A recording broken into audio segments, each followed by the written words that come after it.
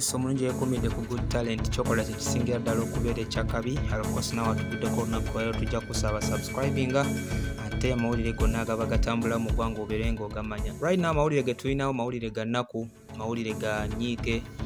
mawulire tegawoomya mbeera yonna yonna oluvannyuma lw'omukulembeze w'eggwanga okuba n'abeera ng'abika Jacob Oulanyah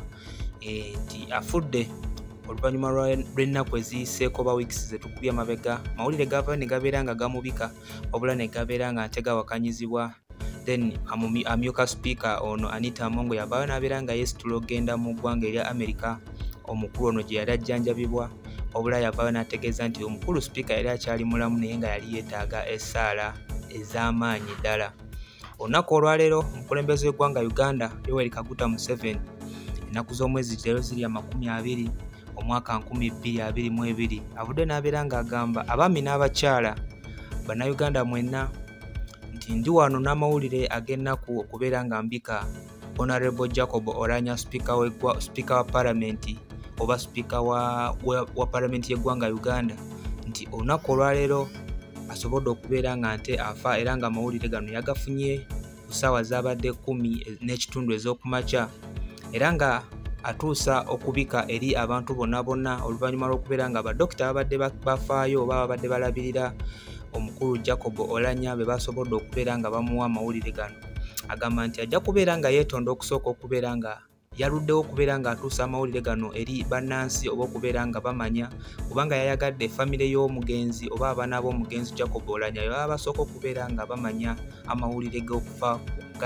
kwa taata waabwe oba kitaabwe, then kwe kubeera nga yasobodde okubeera nga alwawo okubeera nga nte abika omwoyo gw'omugenzi. Jacob Oulanyah kijjukirwa bulungi nnyo nti yaddusibwa mu ggwanga erya America okubeera nga ajjanjabibwa olw'ebirwadde ebitanaba kutegerekeka bulungi bye tugenda okuba nga tukunoonyeza ate mawulire agaddako tukubuulire ki ekituufu ekibadde kimutawaanya ekyamutuusa n'okubeera nga treatment asobola gifunira mu ggwanga Uganda wabula addusibwa mu ggwanga erya America okubeera nga asobola okubeera nga nte ajjanjabwa. Naye nga ge galiwo ssaawa zino omukulembeze w'eggwanga Uganda asobodde okubeera nga abika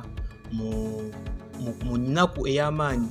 abadde speaker w'eggwanga wa palamenti y'eggwanga Uganda Jacob Oulanyah okuva mu bulamu obw'ensi eno. Tugenda kuba nga tukola ku bingi okumanya ki ekiviiriddeko okufa kwe na biki ebigenda okubeera nga biddako mu palamenti era byonna byonna ebikwatagana n'okuziika tugenda kuba nga tubikuleetera wano ku Good Talent. Gwe just tolina okubeera ng'okola subscribinga buli kimu tubeere nga tukikutuusaako ate mukwano gwaffe wabula nga tuli wamu n'abo abanyoleddwa era nga tunyoleddwa nga nnyo eggwanga Uganda okufiirwako omuntu ow'amaanyi bw'atyo omuntu nakinkwata agenda kuba nga amala gaddizibwawo naye nga tusaba Mukama Katonda abeere ng'agumya bonna abanakuwadde wamu